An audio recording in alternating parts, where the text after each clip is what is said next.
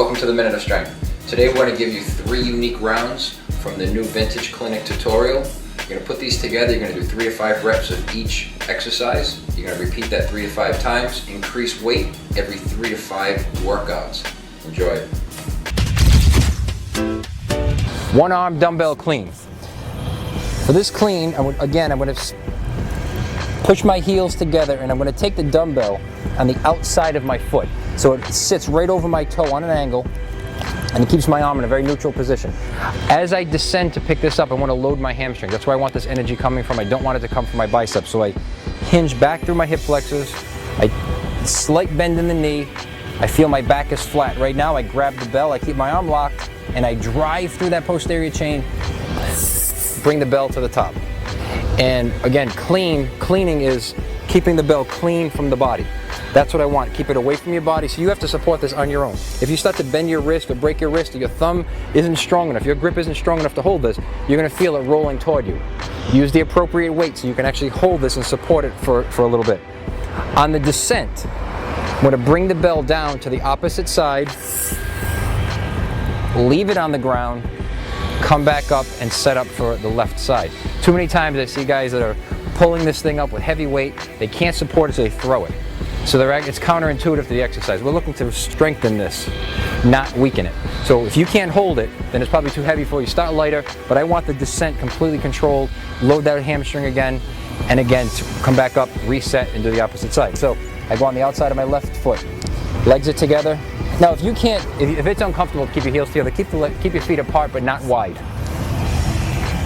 Drive to the top. Again, completely supported, away from my body. On the descent, I roll right off my upper body, control it on the way down, stand back up, reset, and do the other side. All right, very important that you use that technique. Great exercise. It's really the main vehicle to get the bell overhead, or the beginning of getting the bell overhead. If you can't support it up top at your chest, work on it. Too many guys are putting a big weight to the chest, can't get it overhead, they're dropping it, they're throwing it on the floor. Lose those bad habits and create some real authentic strength with this exercise. Next press is called a SOTS press. What I'm going to do is I'm going to clean the bell to the shoulder. I'm going to take my heels apart this time. I need a little bit more of a base. Come up on the toes. I'm going to squat deep. I'm going to press from this position. So I'm going to press the bell over my head and then drive out of the squat and drive my heels into the ground. Pull it back down to the shoulder. And again, you can do it this way as well, whatever's comfortable, as long as you create that nice solid base for your torso. Squat deep, full range of motion, press, and then drive out, heels together. Fantastic exercise, not something you start with. This is a ladder progression.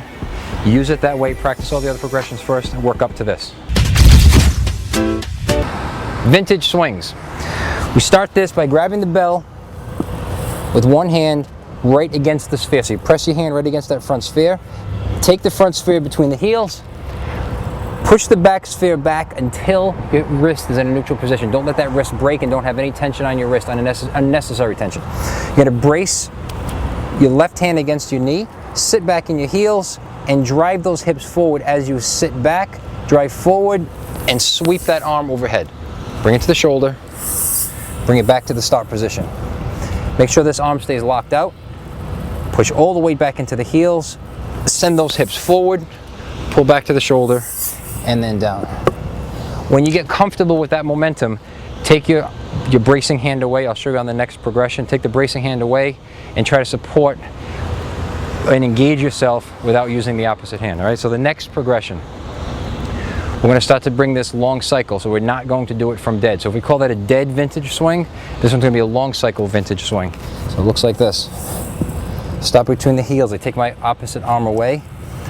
I send my heels back, sink into my heels, send those hips forward, sweep overhead. Now I'm going to bring it to the shoulder the same way, except I'm not going back to the ground. I'm going to swing through my legs and right back to the top. Pull to the shoulder, right back to the top. Amazing for your grip strength. Incredible. The next rep, I'm going to bring it to the top. And instead of coming to my shoulder, next progression is bring it from overhead directly through the legs, send those hips back, and drive right back overhead. I move away from this. I move away from the weight as it descends. Load those hamstrings and right back to the top. Fantastic exercises. Great base builder. You know, we build off this in order to enable you to do and create success with all the other exercises. Work on your grip strength. Try to get something thick grip to practice this with, because it'll resonate through your entire training process. If you start this exercise with a thin grip, you're never going to build that strength up the way you could if you use something a little bit thicker. Anywhere between 1.5 and 2.5 inches is appropriate for most people. All right, keep those safe. Create a good base with those. Do not skip these exercises and challenge yourself with this. All right, give it a shot.